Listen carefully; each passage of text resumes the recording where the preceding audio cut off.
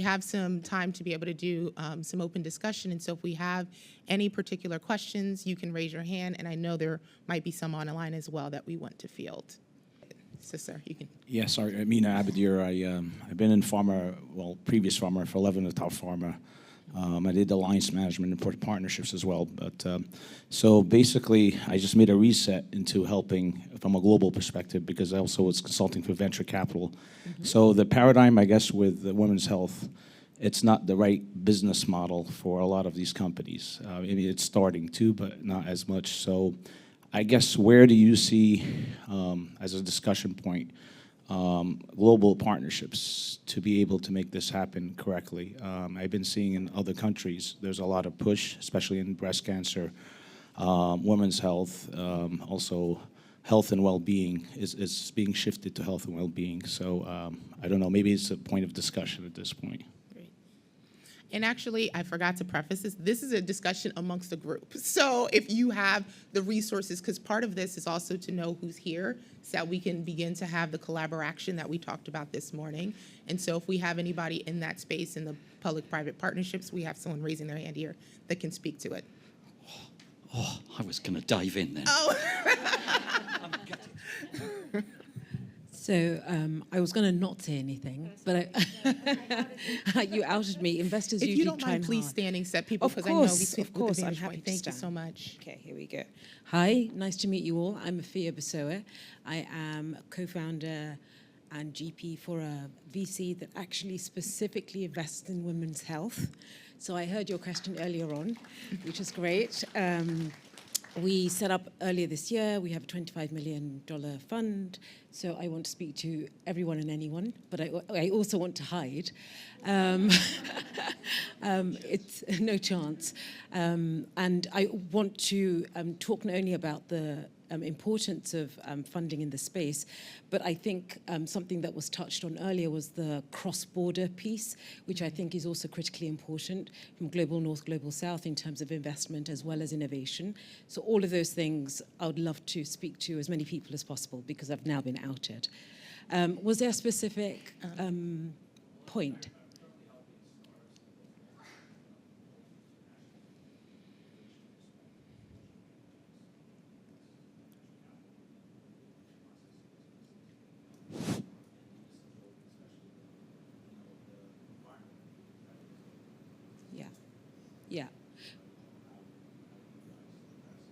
Yeah. Well, we're super new. We have made a couple of investments. And to the point about the cross-border piece, we are investing in UK and European startups. The reason I raised that is because a lot of them come to the US to scale because actually the innovation environment is so different and is probably more receptive compared to UK and Europe. I think that if you compared the two, I know that you're saying it's tough, and you know there are others who could speak to this. It's definitely more friendly here with regards to the space. I think that from a investment standpoint, it's we all know there isn't enough funding. The due diligence piece is, as part of the process is one that I think is still in progress, in process is the only way to respond to that. And the importance of building an ecosystem as a consequence can't be understated. But I'm going to shut up now. Thank you. Sit down. But thank you. Who needs this? Fire away. Right. So I'll see if I can respond a little bit as well. Andrea Lucard, also from Europe, from Switzerland. One of the things that was really interesting in the Milken Foundation presentation earlier today, and I'm looking forward to talking to you, is that one of the places where innovation has been very interesting and happening in this space is in this place, but some place between the for-profit and the not-for-profit space. Mm-hmm. The area that I've come from in the last 15 years has actually been in the not-for-profit foundation space. In fact, it was in malaria, which then moved me into women's health. And this stacking of capital and thinking about where's the place where you're going to get early capital in philanthropic investment, and also where you're going to be working with research scientists with in national systems, not only in the United States, but you could certainly talk about the UK, for example, and other places. So the interesting place that you may be wanting to look at in terms of business models are in some of these not-for-profit places that are actually now are sitting on IP and profitable areas. And as companies begin to look at themselves or begin to think about how they're going to start themselves up, to think about this kind of capital stacking, because there's great possibility. But the problem is that J&J didn't necessarily know that these not-for-profits were out there, and the not-for-profits didn't necessarily know how to work with J&J. There's huge potential there. And so you're going to need to look at some of the not the usual suspects, right? DNDi that was sitting there, or MMV or other places, have some really interesting models. What a fantastic introduction for us, because we do the connector role, okay? So I don't really recognize or agree with the premise about women's health and funding, okay? And the challenge I'd have to you is, well, who's brain dead out there? Because the number of women in the world, okay, what the statistics you heard about ill health, for God's sake, what do people need to know not to get involved in this? You know, you've got to be, if you're in business, you've got to be brain dead if you do not see the market opportunity. Now, there's more to it than that. But the next challenge I have for you is, okay, so what? So my chairman talks about so what when we hear things. And I don't understand why you're so polite. Okay, because this morning you've heard the statistics about research. You've heard how long Canada tried to, was it 2010 that you started to change the policy? Yet actually the research is still ineffective in terms of making a change that you want. So when are you as a group going to stop putting up with what's happening in your countries, your governments, with your politicians? Okay, I remember doing the similar challenge to in the presidency in the Czech Republic recently around familial hypercholesterolemia, where the treatment is a simple statin for children. What's needed is compulsory testing of children in schools. When was the RCT for this? 20 years ago. 20 years ago, and there's still only 2 countries in Europe who are doing the scanning. Okay, so what I'm saying is you've got to shout and stop accepting that the healthcare systems do this to you. Okay, the other interesting comment is there are too few men in here. Okay, so next year we will make a greater effort to do this. Why do we need men? Well, every man has a mother. Most men have a wife or a spouse. Many men have daughters. I can't think of any more reasons why I would be invested in women's health. Your problem is you're talking to yourselves too much. We need to get more men involved because we are the solution, okay, as well. Or we're part of the solution. We're not the solution. So we need to do that. So stop being polite. Actually put your hand up, start causing trouble, and actually be the change. That's what we need. So that's all I have for you, really. Thank you. We have one last comment in the corner, Gabriella. Yep. Thank you. I just wanted to go back to your point. Sorry, I forgot your name. It's Andrea. Andrea. I think that it's a huge challenge to be in the frontier between being a nonprofit and a for-profit, because then you cannot find funding anywhere. VCs won't invest in you, and nonprofits won't invest in you because you also have this for-profit. And at least in Latin America, for regulatory issues, there are no like social impact companies legally that you can establish. So if you actually want to do both, because you have to, because there's also regulatory challenges for nonprofits that want to start working, for example, as Sin Reglas in Mexico, that we're working on women's health, but also trying to design inclusive workplaces for women in menopause. the regulations don't permit you to do it. And so we're faced with no funding at all, not from VCs and not from foundations.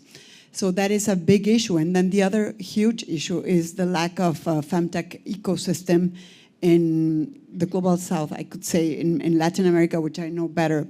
We're starting this femtech ecosystem because it doesn't even exist. So it's very few women or men trying to innovate in women's health. So that's also a huge issue. And So for those of you who are able to come tomorrow, we have a session on convergence. So those of you who listened to me right at the beginning of the morning, I talked about connecting the economy, health, science, okay, and finance. So we have a presentation tomorrow morning from something called Aim for All, which is a model to fund drug development and linked to health systems providing the data. So this is an interesting concept which has a role to play in this part of the discussion. But also, we were in Seville at a WHO event and a UN event, and we were meeting pension funds, okay, who are looking at healthcare as an interesting market. Not because they're trying to make money this year in 5 years, but long term, because pension funds by definition are long term. So I think the finance market is changing, not fast enough, but I think there are opportunities there. I wanted to pivot us to an online question, really briefly. Yes, from Wen Shen, Johns Hopkins University School of Medicine, shares, please address the article in the Financial Times from 9/19 regarding the bias in AI tools, regarding large language models, which downplay symptoms of women, and this perpetuates undertreatment for women. So open to comment regarding that. Can you read that one more time? Yep. So there was a article in the Financial Times regarding bias in AI tools, regarding large language models, and this downplays symptoms of women, and talking about the perpetuation of undertreatment of women. So. I was going to say, I was like, SWHR, what's the answer to this one? Go ahead, Katie. Hi, Wen-Shen, it's Katie Schubert. I admittedly have not had the chance to read the article, so I'm going to go flag that for myself.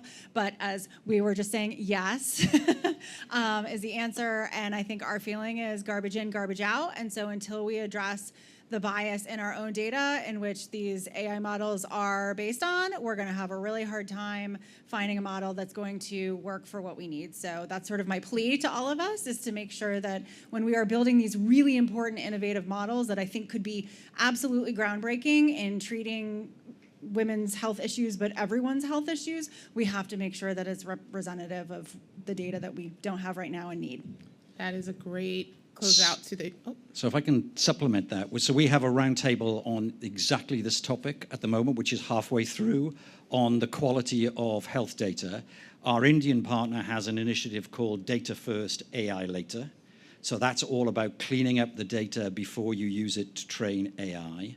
But in our AI roundtable, we've already had quite a few professors already making it very clear that AI itself is able to clean the data and identify the bias. So this is, AI is developing almost daily. So whilst this is a genuine concern and there is work to be done, there are opportunities to do this and improve the quality of the data. yes. And so with that, I wanted to also mention one of the things that we really do at SWHR that's really important to our work is not just the interdisciplinary, but the intersector collaboration. Because you mentioned there's always this, maybe the nonprofit group, then you have the venture capitalists that are meeting with the founders, then you have the government and they're meeting, and everybody is in silos.